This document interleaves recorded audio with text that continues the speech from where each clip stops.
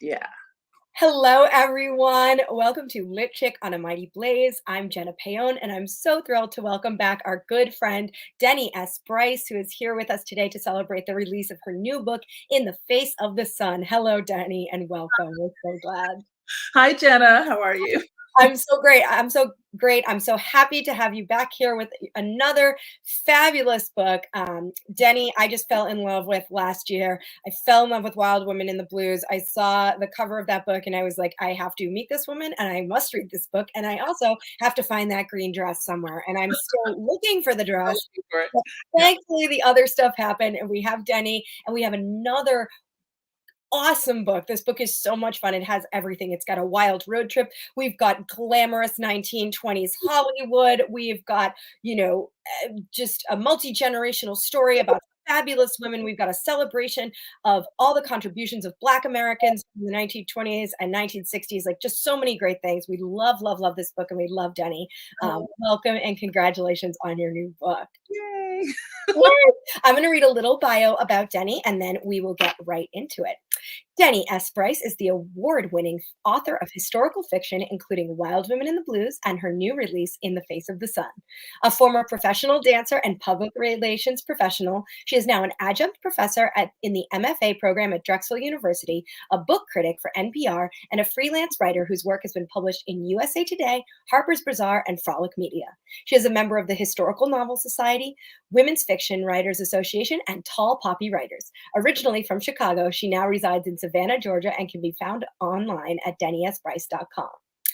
In the Face of the Sun, her new novel, which is set at the height of the civil rights movement in the 1960s, takes readers on an audacious road trip with a pregnant young woman and her brash, profane aunt from Chicago to Los Angeles to confront a decades-old mystery in 1920s Black Hollywood. Ms. Magazine calls it the best kind of historical fiction, immersive, mysterious, and evocative. And Oprah Daily says the music practically pours out of the pages. Denny, welcome and congratulations, and thank you so much for being here.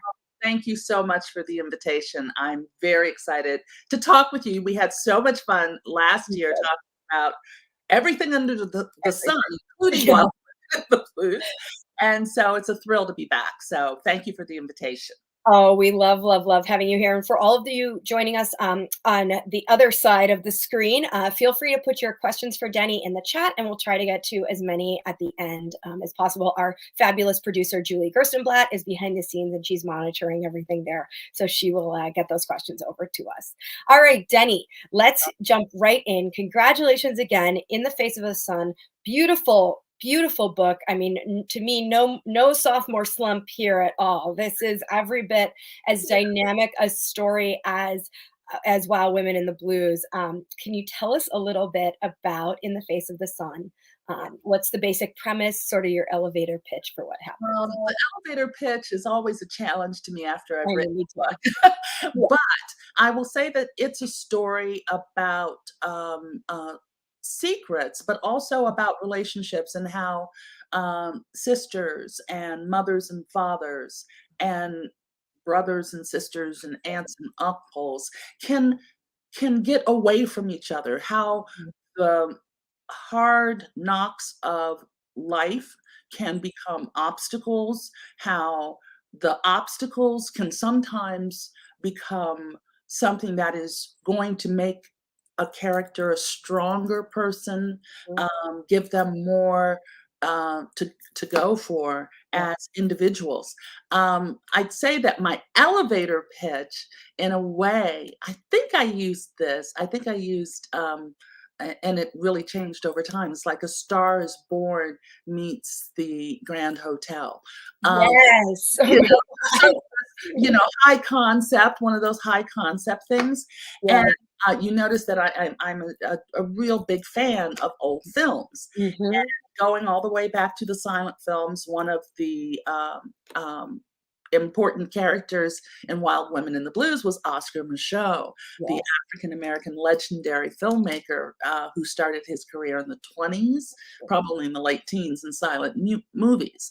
And then this story in 1928, I just fell in love with this hotel, which is an actual hotel.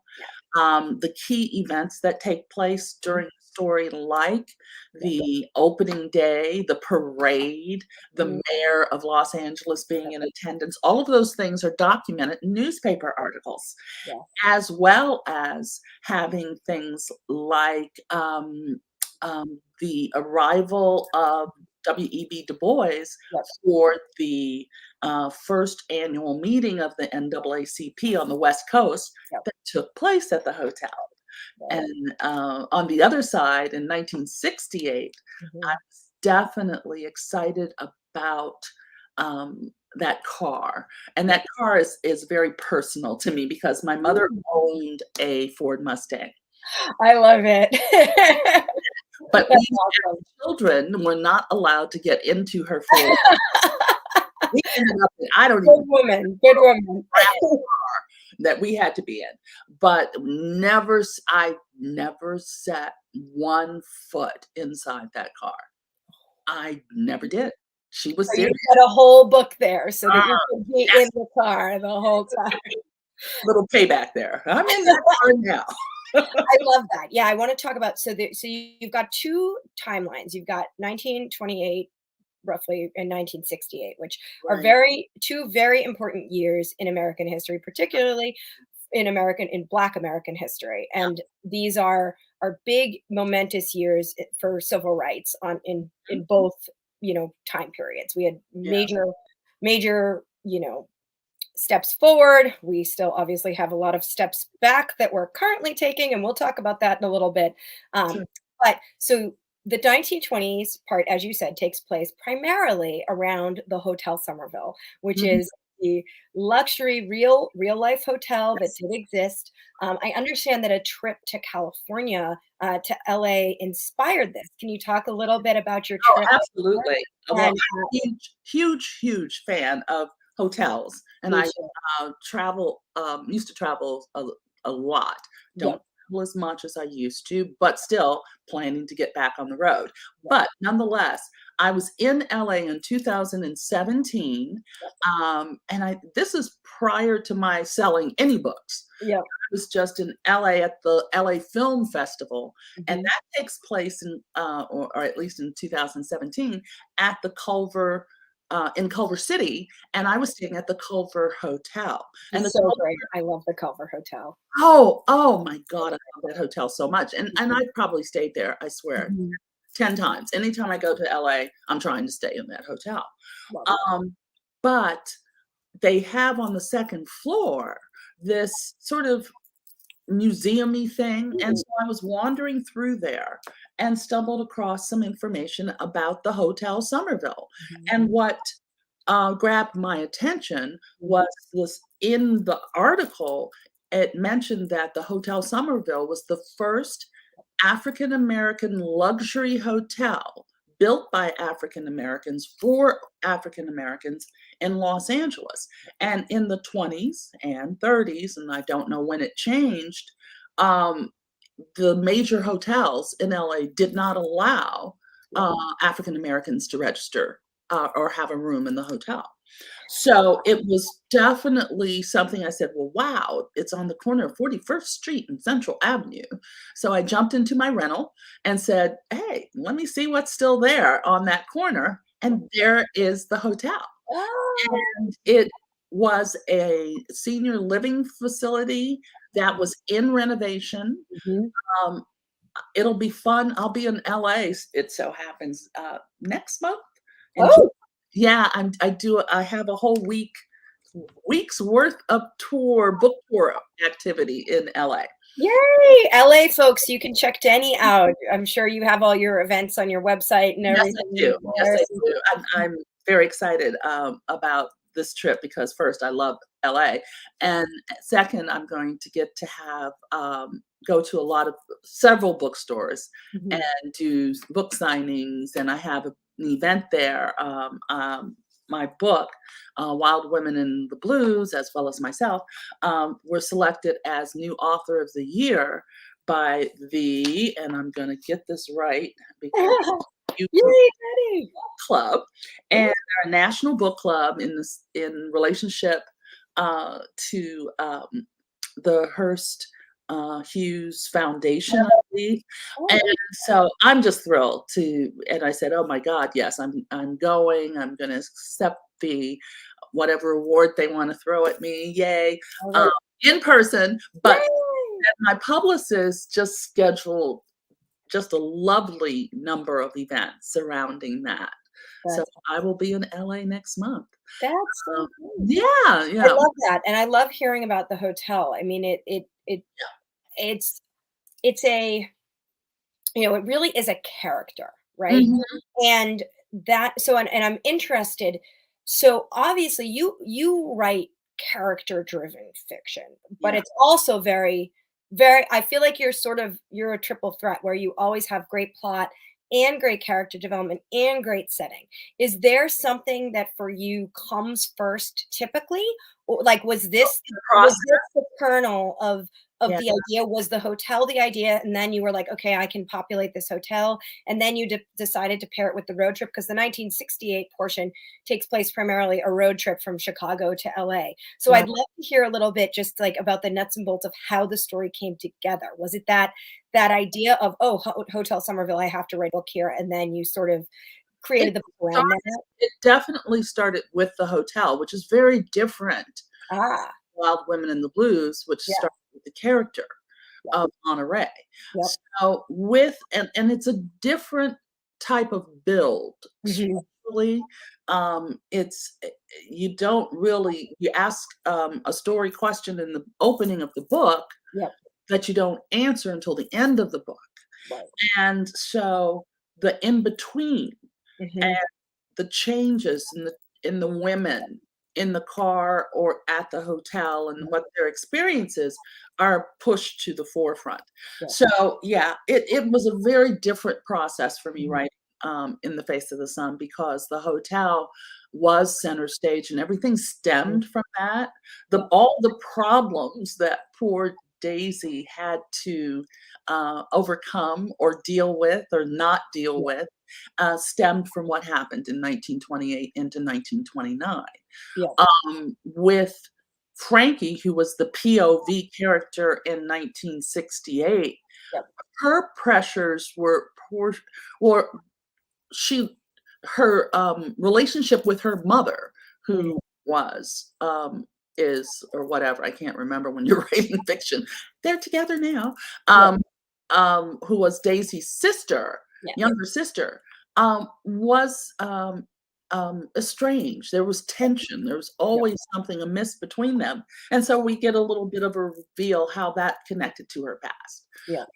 all the characters past. So it was fun pulling apart the exterior, the motivations for behavior, um, Yes. and trying to put that in interesting settings. What's the visual? And I think that comes from my years in theater and dance.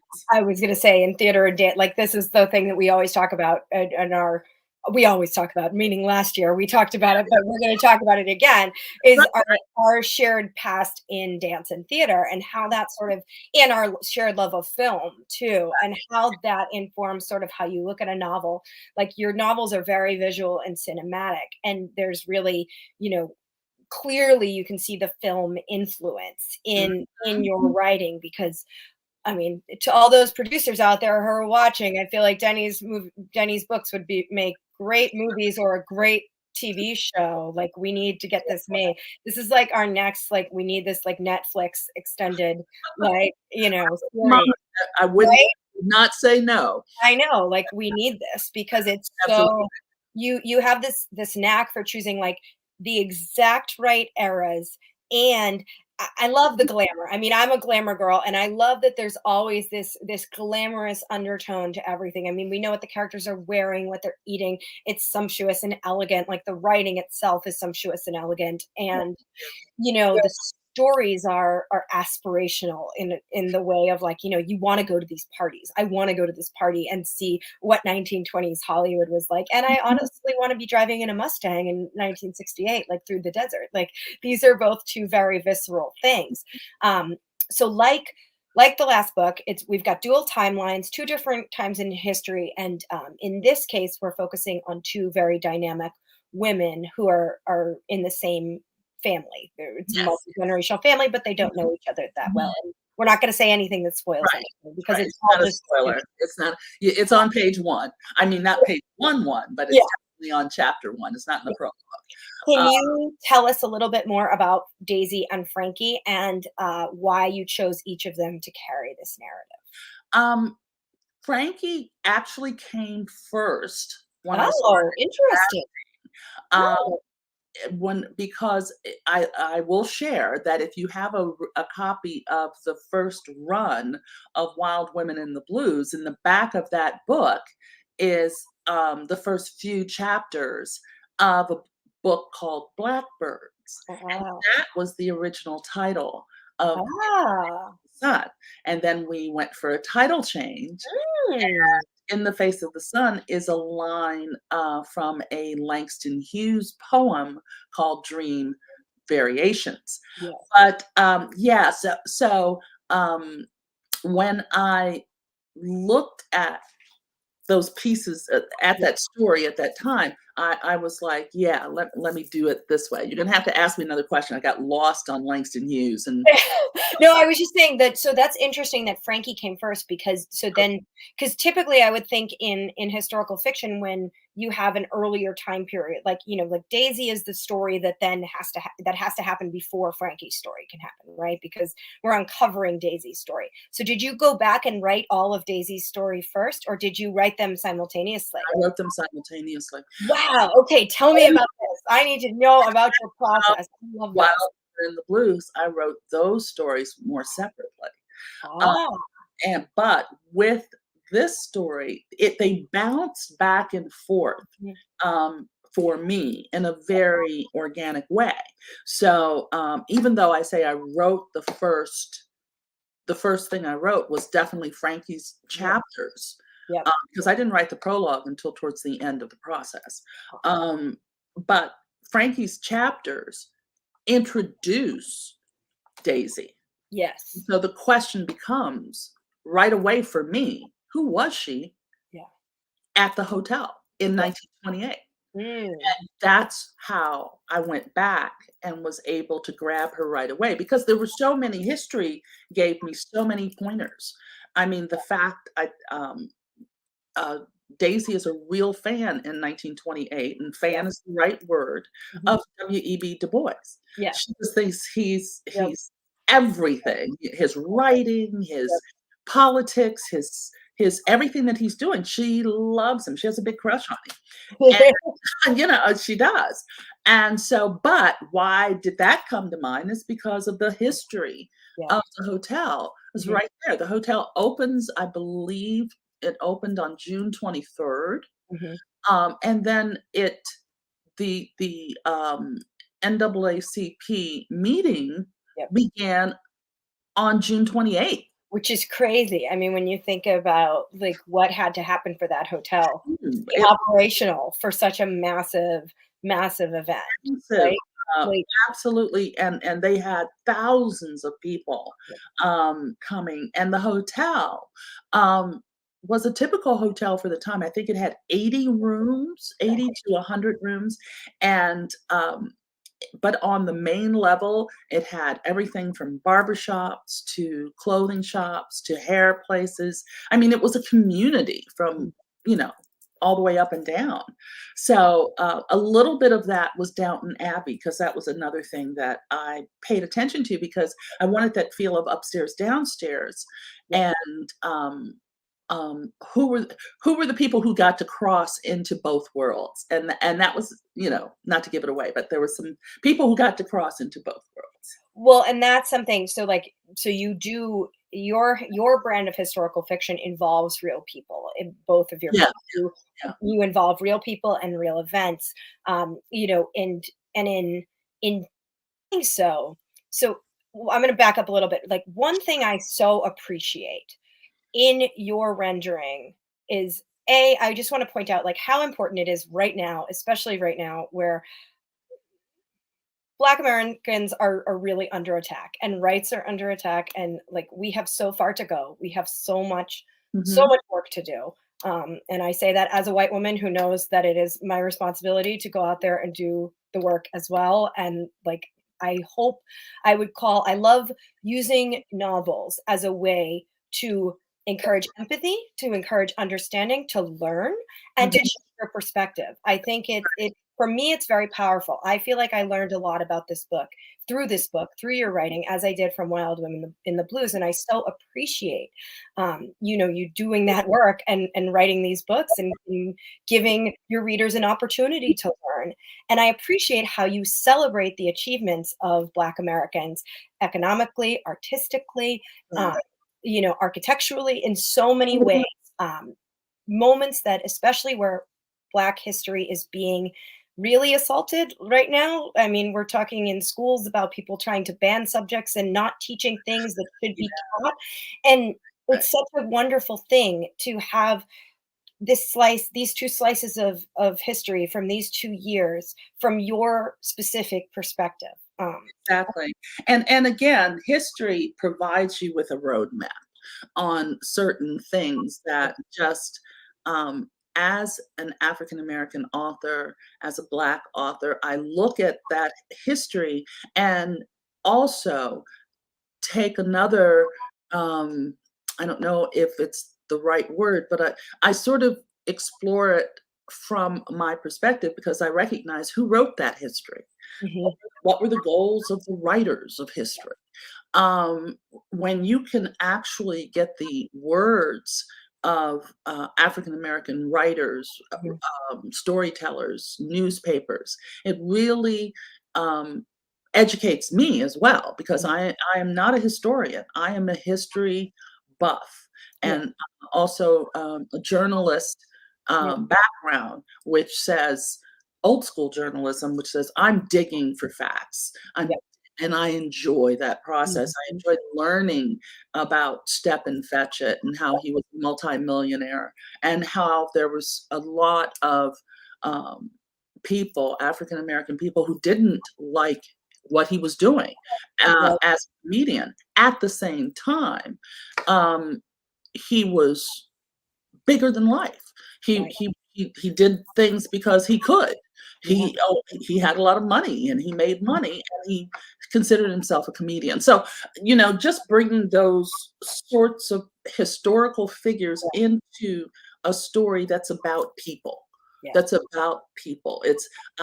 I like I've said about Wild Women in the Blues, and I'll say it about In the Face of the Sun. My main characters are the heroes of their own story. Yeah, Um, they are the protagonists of their own stories. yeah. So I'm not necessarily writing about W.E.B. Du Bois or about Stephen Fetchit. I'm writing how those uh, important historical figures um, work their way into the day-to-day lives of my main characters. Which is so apparent. I mean, both of all of your protagonists that you've written, and certainly Daisy, and Frankie here, they have agency, they have Mm. flaws, they have, they actively go out and pursue their goals, and they are influenced by, all of these experiences that they have, and people that they encounter. And the thing that came to mind as I was reading this book was just multifaceted and layered, because you do explore all those complicated power dynamics. And there's the dynamic between, the there's the black and white dynamic for one, but then there's also the layers within the community. There's the hotel dynamic and the difference between the maids and, and the front of how the concierge. And there's the difference between Daisy being a chambermaid and her sister being in the laundry room, and there's a difference between them and their father, and there's the layers of Lincoln Perry, Stephen Fetchit, and Mal- Malcolm, and that, Malcolm being a black man who was adopted and raised by white parents. Like, there's all these layers, and it doesn't feel forced at all. It feels so organic and natural. And these are the same power dynamics that we're struggling to understand and struggling to kind of counteract now.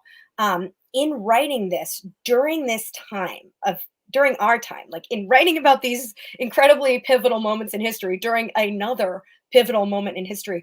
What was that like, and how did that sort of influence your writing? Was it cathartic at all? Was it more difficult? Did Mhm. it, how did you approach that as a writer? Um, I get so immersed in storytelling. Mm, I, of course, recognize those elements of a story that connect uh, mhm, to what's happening in the present day. I think that when you have female protagonists yeah, and they are in worlds where there are limitations for women, uh, mhm, and then talking about those limitations and subtly comparing what can and can't happen today yeah, for women, Black women, yeah, anyone, white women, women yeah, of color. yeah, So being able to, I think it's awareness. It's mhm, not necessarily me sitting there and saying this theme will just nail this point for right, today's reader. right, I go into a story knowing that what I'm writing about is going to have an impact on today's reader mhm, because that's what who I'm writing for. I'm right. not writing for readers of the 1920s. I'm No, not writing for readers of the 19th century with my other story. yeah, I'm writing for today's audience. At the same time, I mhm, need to be true to the time period. yes, So, that's where your research and your dedication to, for me, it's voice, yep. story I'm working on now has a very different voice And from, voice is something that stands out to me about you, particularly dialogue and things, but even sort of the way you write, I feel like I see it both through the perspective of what I could imagine a woman in the 1920s or a woman in the 1960s. Like, I appreciate that they're not they're not necessarily a woman of today. They have, yeah, Frankie has perspectives on things, and Daisy has perspectives on things that are informed by their own experiences. And yet they're also forward thinking. They're of their time, but they're mhm. also beyond it. And that's a delicate balance that I think you strike well. And that has, one thing they always say about authors is that you have to read a lot. I am not a fast reader, but I feel that I have read um, some of some of the most amazing historical fictions Mm, that have been written over time. I mean, some of my favorite authors, or the reason I think I am even attempted dual storyline was because I'm a huge fan of people like Beatrice Williams and Kate Quinn. yep, I'm a huge fan, and I show this book because it's sitting right here. yep, It's called The Love Songs of W.E.B. Du Bois, mhm, and it's 800 pages. But I'll tell you, Honore Jeffers does a brilliant job of really just giving you um, a story that is not necessarily told in a linear yep, style, yep, but it connects from place to place, from POV to POV. yep, It's fluid. Fluidity mhm, is so exciting. And yep. then this other book is right here. I'm gonna do a little show and tell just because. Now this is Yes, the please. book, Yeah, Tracy Tracy Chevalier. Chevalier. Yes. This book is amazing to me, a single thread. It's not her big book, The Girl with the Pearl Earrings. This book is amazing. I Yeah, did a review of it, and what I loved about it was how she used themes and quiet moments. She's mm, really uses quiet moments and those quiet moments are so gripping yeah, that's an amazing talent to yeah, me. I'm like, yeah, yeah. So anyway, I could go yeah. on. There are Well, more.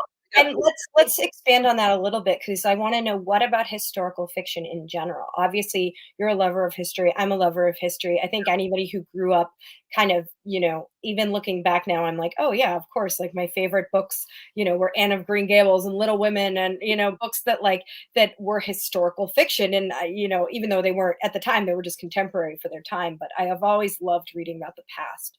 As a writer, why not write a contemporary? Why historical for you as a writer? I love connecting the past to the present. Even when I was writing, I used to write fan fiction. I think I've mentioned that before. I wrote Buffy Spike for Buffy the Vampire Slayer. And one of the things that's lovely about a good vampire story is the history of the vampire. They could be 200 years old, they could be 500 years old. How Mhm. did they get turned? What was their life? And see, that sort of thing. I always like to fold in that history Yeah. because it just gives more meat on the bones for motivation and things like that. Now, when I was growing up, the books I was not a romance reader. Mhm. I read, you know, well, Jane Austen. No, I Yeah. didn't read Jane Austen. Emily Bronte. Um, Ah. that she, dark. I love it like that. You But I was mentioned you like, you go into kind of the twisty sides of things, which is fun. yeah, I Again, like to twist it up a little bit. yeah. And also, I was a big fan of James Michener and Leon Erwis. Mhm. And they're writing Mila 18, Exodus, that was Leon Erwis's books. And then James Michener, he'd have Hawaii. And then he'd open a book with a kernel, a seed, a cell at the bottom of the ocean. And then you just had to read. I mean, his books were like that. And then my other big historical fiction love affair was with the Outlander series. Oh, yeah, so Yeah, good. I really loved that. I love the writing. I love the density Yep. of everything that happened in the books that I've read, and I've read 5 or 6 of them, Yeah. and that's a commitment. That is a commitment. That's Yeah, a lot of I'm into it though. yeah, That's yeah, I love ab it. And all of that really it does really shine through. As I've said, like the same way like outlet like I do feel like somewhere there is a TV, series or film in your work the way that it we'll just sort of see. We'll presents the world. It's the world, right? And yeah. that's the other thing. But I also want to point out, like, your books are very fast moving. You know Mhm. how to write. You really know how to write a last paragraph of a chapter that makes you want to keep turning the pages. I often read your books and I say this now, I've had this experience with both of your books where I read them very quickly because, and I got a lot going on. I'm a mother of a young daughter and I'm writing my own book and like I got a lot of stuff going on. And but I still felt compelled to turn the page, which to me is a big thing. If you can kind of, I found It myself it's that's like, again going back to reading other authors and learning, what kept me turning the page. And I study. I really study some of yeah, these authors who I feel are just phenomenal. And it helped, I must admit, it helped being a book critic because I analyze. I love to yeah, analyze storytelling. And so looking at a book from that perspective, how can I share what I really am passionate about in this story in 700 words without giving away the story, but still saying enough that will intrigue the reader to go buy the book. and so, but and yeah, you don't get bogged. Like you manage to include so much without getting without getting like really bogged down. Do you think of yourself as sort of a character driven writer, a plot driven writer? And do you think of yourself as an overwriter or an underwriter? Or, where do you typically talk me through the stages of it? Like, do you outline and then do you go, or do you just write? Like, I want to hear more about your process The and how. process begins with I use Scrivener first and foremost, and I make a decision up front if I'm going to have a 4-part book, a 5-part book, and I don't have any reason or rationale for this except Yeah. feels like it will be. And then I go from there. I rarely, the first thing I'm going to do is name my characters. Once I give them names, Mm, start to form personalities mm, because I do spend a lot of time naming characters. Because, for example, a character that I have in a book that I'll be working on in another month, um, she's inspired by a woman named Marvel White, who was the first African American newspaper reporter at the New Amsterdam News in New York in oh, the cool. 1920s. Well, Wow. I was like, oh, she's cool. So I'm going to name my character Marvel, but Mm, her last name is going to be Marvel Cunningham. I so, love it. so and that comes from the history that's Yeah. on out there. Yeah. With So us, where did Frankie and Daisy come from? I really, Daisy is my mother's name. Oh, So that was oh, pretty my late mother, her name was Daisy May, is Daisy May. oh. The character has nothing to do with my mother. She would Yep. chase me out of the grave right now. Yeah.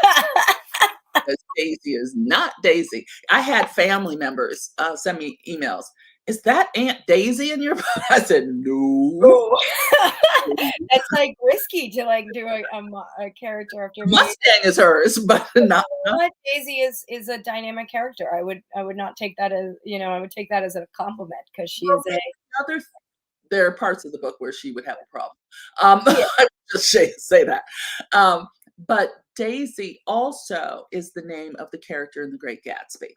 yes, And I really wanted to say, guess what? Great Gatsby is not the only book about the 20s yep, that has ever been written. I mean, there are a lot of books about the 1920s, yep, but from looking at a story and saying these characters, my main characters are African American characters. And so what were they doing in the 1920s? Since that is not usually the story that you're going to find, but you're finding it more and more, which is very exciting.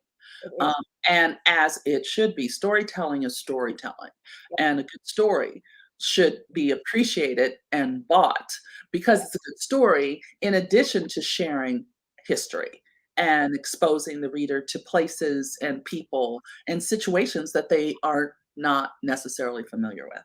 absolutely, and you certainly do that. You give us a good story. I wanna talk a little bit about we were talking, in the green room before, a Mhm. little bit about the road trip narrative, and because part of your I love it because I love a hotel book, Yeah, which you give us, and I love a road trip book, which you also give us. Like, we have these 2 amazing things in one, and yeah, I love it. It's, like, 2 of my favorite, like, kind of formats for storytelling, or, like, yeah. skeleton structure for a story. Can you talk a little bit about writing a road trip narrative? Because by its nature, it is propulsive and it moves along, and you have, physically, especially when I found it very interesting that your 20 storyline is grounded in this single place, even though they go other places, but it really the heart of that story is the Hotel Somerville.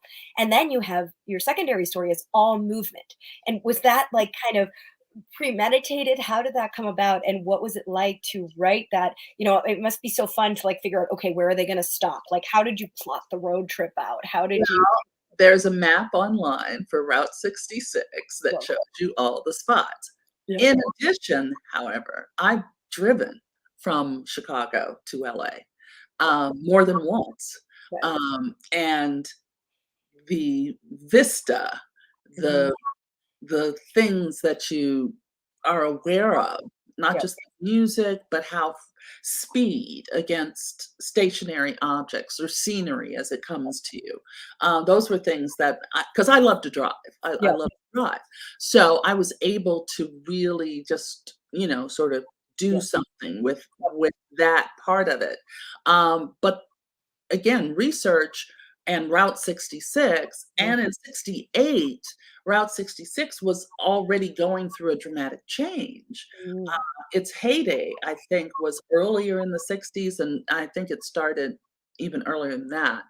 But so you have Route 40 was coming in. mhm, So it was nice to keep them on a piece of road, yep, and the thematic thing that I kept in mind was that inside the car, they were safer, not just yes, with external yeah, obstacles, they were emotionally free yes, to be mm, cantankerous, be to have fun, to be negative, positive. In that car was their safe place. yep.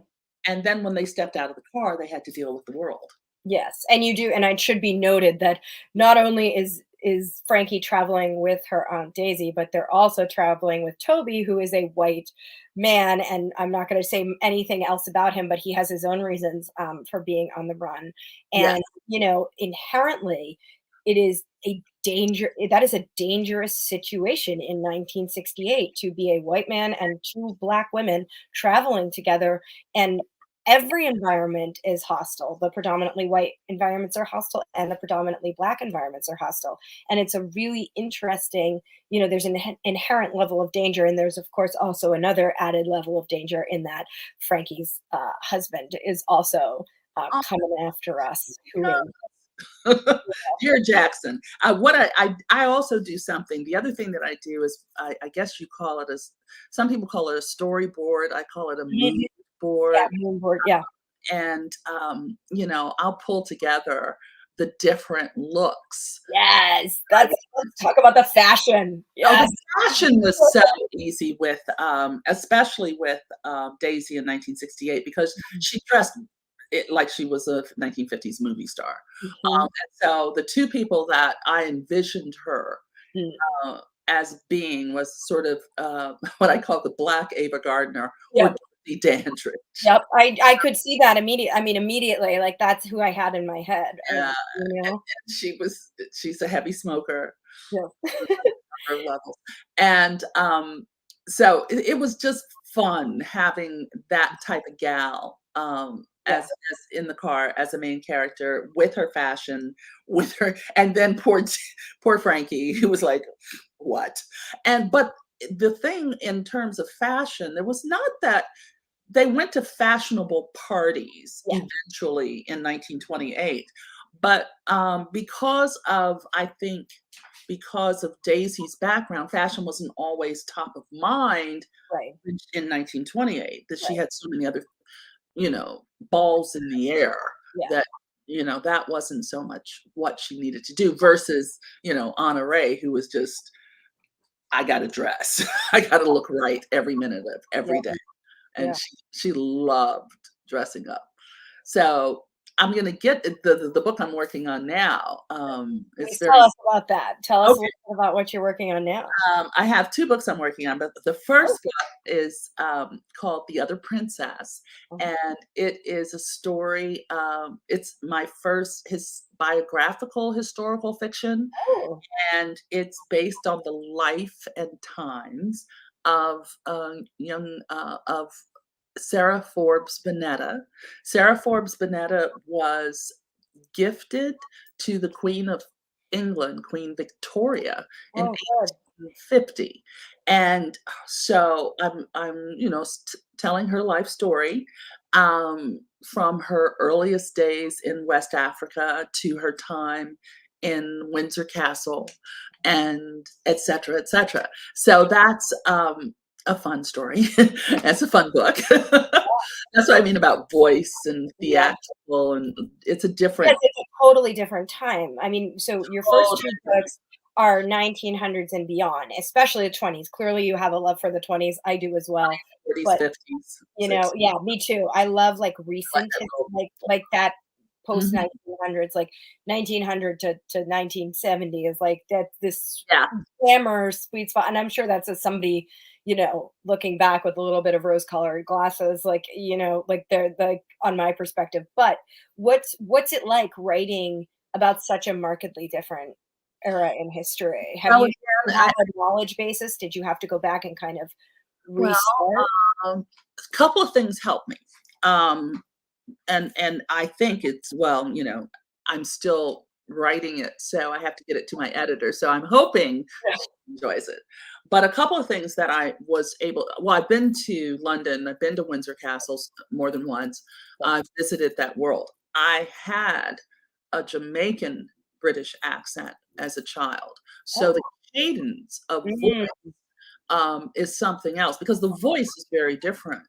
mm, And so the time frame of really that's an important yeah, element of the story is my main character's voice and who is telling her story and when and why. yeah. So there's a lot of that going on. I think the main once you get into the history and I made up my mind. I wrote, I think my proposal because I did win the bid on a proposal, but my proposal was 35 pages long Yeah. because what I did was really explored the history and got my key goalpost. I Yep. like to What are those things I cannot change? What are those moments in history that lend themselves best to this Yeah. character's story? Yeah. And then I went and I had, for the first time, I had a lot of original documents. I mean, there are letters, there Oh, are wow. diary entries, Yeah. there are these things, and in reading those things and making a determination as to what kind of woman she was, it's been a joy, um, pushing the envelope on the kind of woman she was, because I think she again, history only shares what they think you need to know. An interesting side note, upon Queen Victoria's death, she had her daughter, I think her Princess Grace, Mhm. to rewrite and edit all of her diaries to get out the things she didn't want there. Wow. I Mhm. mean, that's not surprising. I think about my own, journaling things where I wanna, like, just toss it in the fire, which I usually do because, like, you never want everybody to know exactly what you're thinking, right? And, like, but that's the problem is, as you say, like, thank God. I mean, thank God now we're starting to get stories that tell us a little more, give us a little better understanding of the full picture. Because Yes, for so long we've had this one version, which is the white male version of history, and that is the version that counts, and that's the version that like that not that it is the one that counts, but that's what we've been told is the one that those matters and the one are the that's means by which we got the story. accurate, and like and there are so many worlds upon worlds upon worlds and layers of history that we're just kind of starting to be to shine the And light around a little bit and get maybe another perspective, maybe another outlook. And I think it's so important to all of us to read to read everything we can that offers a different perspective from one that maybe we grew up thinking was the only thing. still providing, a compelling story. Exactly. That is, not every, um, book, about the African American experience or a people of color experience, should be treated as a history book. It's a great 100%. story. It's a story. It's a Yeah. fabulous story. The authors are doing a tremendous Yep. job Yep. of bringing you compelling characters and all of these other things that are very, very exciting. Um, 100%. yeah, so it's just going to get richer and more as time goes on because people are just expanding, the whole idea train. Yeah. I was what train was I talking about earlier with Julie? Um, The Obstacle train. obstacle train, which I love, which Yeah. do you wanna tell us a little bit about the obstacle train and what the Well, obstacle train? Because I love that, like, that's such a great. it's just a visual it's just a term that sort of came to me because obstacles, keep filtering in on your characters' lives, and they can be at the front of the train, they can be in the middle, they can be in the back, they can only be in the dining car, they can be in the sleeping car. So you have this train, image, but what is that obstacle train traveling through your story? Yeah. And when you can take it another step and say, when does your character get off the chain? And what brings Mm. so you can just have all this fun. You like I really do feel like also your sense of imagery, it's so interesting. Like I love talking to you as a writer because everything from when you talk about voice and like it, you strike me as a very organic writer in the same way that so like I have written music for many years. That was my primary thing was being a songwriter. And I honestly started to just I had to really listen. Like, I Mhm. had to listen in order to be able to write music, and people like, I often tell people about how I started writing music, and I would just come up with a vowel that, like, because I tend to think melodically first, and then I'd be like, "Well, it should be like a long A." So I would come up and I knew what I wanted to say lyrically, but the specific word choice would come from, like, I need a long A sound here, so I need to come up with a rhyme. And people often think I'm nuts when I talk about writing this, but I really feel like you strike me as a writer who is listening. Like, Yeah, you are very listening to that, like, still small voice that's telling you, like, everything, that cadence, like, your writing strikes me as that very rat-tat-tat-tat thing, like, even there's the difference in the rat-tat-tat-tat of, like, the 1920s, like, I feel that. Like, I feel that rhythm of your writing there versus the 1968 sections where you're writing it's a different era, you're writing in a different way, and I think it's very subtle. It doesn't feel like it's 2 different writers, but can you talk a little bit about how, as a writer, you prepare yourself to write and whether that, like, is it a meditative process for you? Is it well, a, like you actually have hit it on the head. I listen to music when I write. yeah, And this goes back to being a choreographer, being a yep, dancer, yep, spending, yeah, a decade or more in yep, everything from a ballet studio to a yep, modern dance studio yep, to a jazz dance studio. mhm, So sound and movement yes, went hand in hand, and yep, movement is a form of communication as a 100%, dancer, of course, 100%, my old dance days. yep, But with words, I hear them as music. yep, I do, and yep, sound. yep, In fact, Margie Lawson. I don't know if you're familiar with Margie Lawson, but she's fabulous. She's a teacher who I recommend, an instructor on craft, who yep, I'd strongly recommend, especially when you get toward the editing phase. love it. Um, Could probably but use it more. she actually included some of my work in a section Mm, in in one of her presentations where she said, "I wanted to find someone who describes silence." And that was, and it's from, yep, In the Face of the Sun. mhm, So I was like, "Oh, cool." yeah, But that's as important, just, talking about yep, silence and music and what you hear and see. Um, mm, um, because these characters, when you're doing historical fiction in particular, you're not really walking in their shoes. You're right. walking in their space. Mm, What's their space? Where mm, are they? What do they see during that time period? What are they listening to? yep, What do they hear?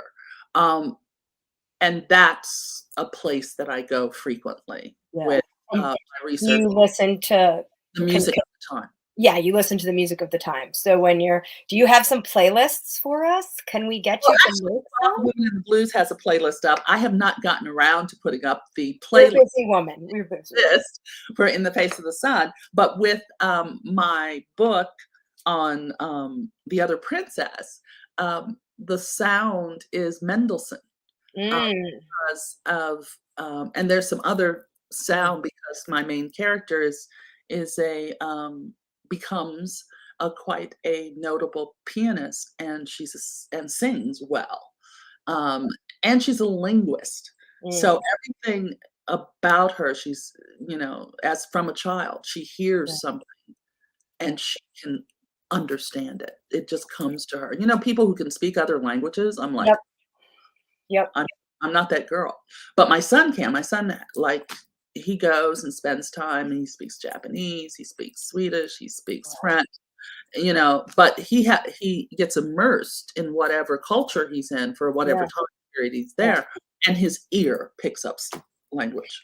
But you do speak another language because you speak music, like, music and dance are another language, and Yeah, this is the thing, like, when you have that from there's something about the idea of getting the music into your body as yeah, a dancer that then I really feel this from you as a writer, as a fellow dancer and writer, like, I see that, I do hear it, I mm, hear the, well, like, symphony that you're writing on the yeah, page of, like, that like it's very interesting to me and it feels very in your body like that kind of like yeah, I don't and know. I think that's what voice, they Yeah, always give you this mysterious thing, but, yeah, about, "Ooh, voice," but I yeah, also feel like voice is something that can change, can be adjusted, can be enhanced. yeah, It's not like if you don't have the voice for this book, you can't have the voice for that. right. Denny, gosh, I could talk to you all day about this. We are almost done. I want to just go back for a little bit too, because one of the things that struck me again was the imagery in this book, and I'm not surprised to remember now that once you said Blackbird, I remembered reading those pages in the back of Wild Women in the Blues, and obviously the title changed, and there's a lot of bird imagery in the book. And you referenced the poem "The Bird in the Cage" by Effie Lee Newsom, and it also, the bird imagery also calls to mind. I know why the caged bird sings. Like there's so much of this imagery. Can you talk about how this metaphor became integral to this story, and what Yeah. then caused you, like what prompted you to move away and change the title? Like that's just such an interesting. Yeah, that. Okay, so, you're asking a question that a friend of mine asked, another author, how did I come up with especially the opening, Yeah. thingy, and it was through research, which Mm, is the crazy part, and so it was just spinning it differently because yeah. my research said that during a certain time of year, these birds Mhm. blanketed the sky. They were everywhere and then they disappeared. So that became, family Yep. together and then dwindling away. Mm, So that was a theme that yep. I played with in the bird imagery, um, just kept coming back Yeah. because, you know, I like the idea of birds as Yeah. really being dinosaurs. So they're so it's timeless. The other thing about, you know, there was a part two to that with the birds, the title. Yeah. The title was my publishers said, Mhm. "Let's change the title." Mm. And I was like, "Okay," Sure, whatever you want. Put it on the shelf. So I went and gave them 30 titles.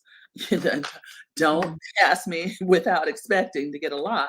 But this one resonated for me, and Mhm. it resonated for them. "In the Face of the Sun" is a line from a Langston Hughes poem Yeah. that is really, it also includes a closing line that says, "Black like me."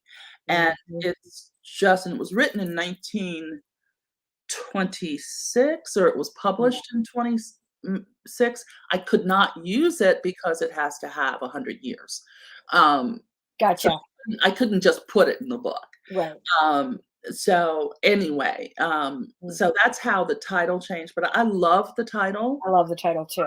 And It it's so LA. I mean, like, I lived in LA for a few years, and, like, quite uh, frankly, there's so much of, like, the striking thing from LA is how strong the sun is, yeah, and you're constantly, like there were we used to my husband and I used to joke, like, "Oh, look, it's another sunny day in LA," like, coming right? from, like, we're, like, grumpy New Englanders coming from our Yeah, cold, like, which is where we are back now, and now I'm like, remember when I was really blasé about all those sunny days and now I miss them a lot? But, yeah, yeah. the sun I'm in Savannah now, and Savannah is very warm and sunny, and I'm like, "Oh, I should go back up, to I know. DC or Denny, wherever." when are we gonna Then I'm like, "No, I maybe not."